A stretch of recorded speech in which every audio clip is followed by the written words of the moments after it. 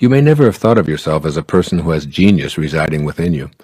You may have thought that genius is a word reserved for the Mozarts, Michelangelos, Einsteins, Madame Curies, Virginia Woolfs, Stephen Hawking, and others whose lives and accomplishment have been publicized. But keep in mind that they share the same essence of consciousness that you do. They emanated from the same power of intention as you did. They have all shared the same life force animating them as you do.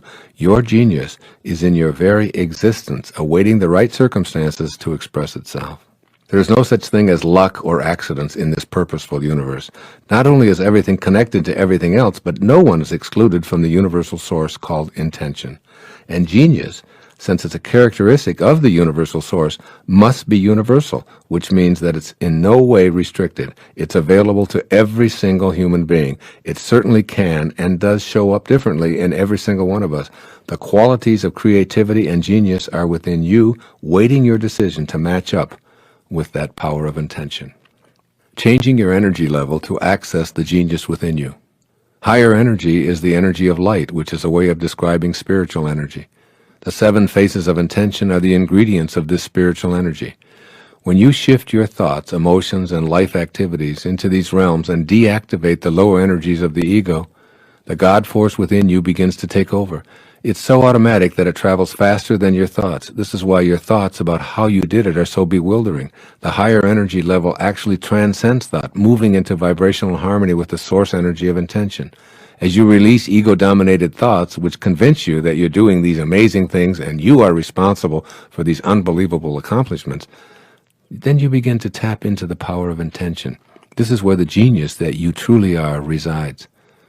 I'd like you to consider what may seem like a radical idea. Genius can show up in as many ways as there are human beings. Anything in any field that anyone has ever accomplished is shared by you. You're connected to every being that has ever lived or ever will live, and you share the same exact energy of intention that flowed through Archimedes, Leonardo da Vinci, the Virgin Mother, and Jonas Salk. You can access this energy. At the deepest level, all things and all people are composed of vibrations organized into fields that permeate the entire structure of the universe. You share these vibrations, and you are in this field. The starting point is knowing and understanding that this level of creativity and functioning called genius resides within you.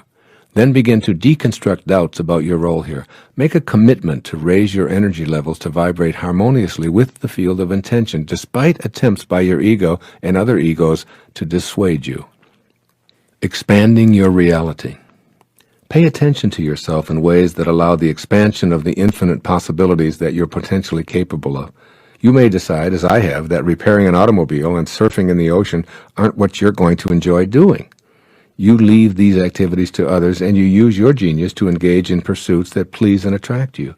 Expand your reality to the point where you pursue what you love doing and excel at it. Involve yourself in the high energy levels of trust, optimism, appreciation, reverence, joy, and love.